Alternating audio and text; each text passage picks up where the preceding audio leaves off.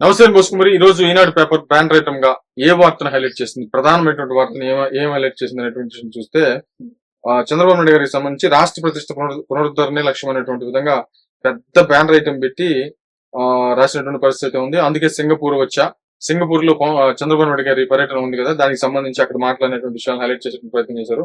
వైకాపా వల్ల ఇక్కడ ఉన్నటువంటి ప్రభుత్వంతో సంబంధాలు దెబ్బతున్నాయి. అంటే సింగపూర్ కి సంబంధించినటువంటి అప్పుడు అమరావతి సెట్ చేసి ఆ ప్రభుత్వానికి డీలింగ్స్ కుదుర్చుకుని ఒక ప్లానింగ్ రెడీ చేసి సింగపూర్ ప్రభుత్వం దీంట్లో భాగస్వామ్యం చేస్తూ అప్పుడు చాలా హంగామా చేశారు.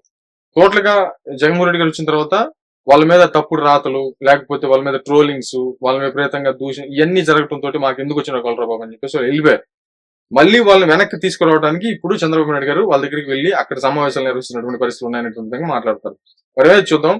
అదేవిధంగా మీరు వచ్చి పెట్టుబడులు పెట్టండి, జన్మభూమి రుణం తీర్చుకోండి అనేటువంటి విధంగా సమావేశంలో చెప్పారు. నన్ను ట్రాక్ లో పెట్టే బాధ్యత మీద అనేటువంటి విధంగా హైలైట్ చేసే ప్రయత్నం చేశారు. ఒక వ్యక్తి తప్పు చేస్తే తెలుగు వాళ్ళు చేశారని అంటారు. దానివల్ల రాష్ట్ర ప్రతిష్ట దెబ్బతిని బ్రాండ్ పోతుంది, రాష్ట్రం శాశ్వతంగా నష్టపోతుంది. 2019లో రాష్ట్రం అధికారం వచ్చినటువంటి వైకాపా సింగపూర్ ప్రభుత్వం తప్పుపట్టింది. మీకు జరిగినటువంటి అసౌకర్యానికి నేను బాధపడుతున్నాను, వారికి చెప్పాల్సిన అంటే బాధ్యత నాపై ఉంది. సింగపూర్ లో సంబంధాలు అంటే సింగపూర్ తో సంబంధాలు పునరుద్ధరించాలనేటువంటి ఈ పర్యటన యొక్క ఉద్దేశం అని చెప్పేసి చంద్రబాబు తెలిపారు. ఇక 5 రోజులు ఆయన పర్యటన ఉంటుంది. దానితో వరుసగా సమావేశాలు నిర్వహిస్తున్నటువంటి పరిస్థితులు అయితే ఉన్నాయి. ఏమైనా సరే సింగపూర్ వెళ్లి 5 రోజులు పర్యటిస్తున్నారు.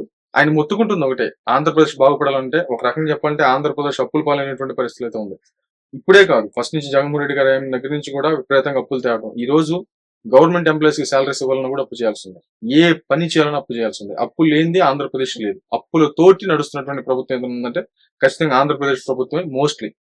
కాబట్టి ఇది మెరుగుపడాలి అంటే పరిశ్రమలు రావాలి, విపరీతంగా పెట్టుబడులు పెరగాలి. ఆంధ్రప్రదేశ్ లో పెట్టుబడుల వర్షం కురవాలి. వాసన చెప్పంటే అది జరిగితేనే డెవలప్మెంట్, ఆదాయం, సంపద సృష్టి జరుగుతాయి. అంటే ఓన్లీ డెవలప్మెంట్, ఓన్లీ అంటే ఇప్పుడు ఉన్నటువంటి యువత చేత పని చేయించాలి, బాగా బాగా పని చేయించాలి.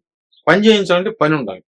వాళ్ళు చంద్రబాబు నాయుడు గారు వెళ్ళి ఆ పని తెచ్చి వాళ్ళ చేత పని చేపిస్తే తద్వారా రాష్ట్రం బాగుపడుతుంది అనేది ఆయన ఉద్దేశం. కాబట్టి దానికోసమే కష్టపడుతున్నారు అనేది మాత్రం క్లియర్ గా అర్థమవుతోంది. మరేమైతే చూడండి.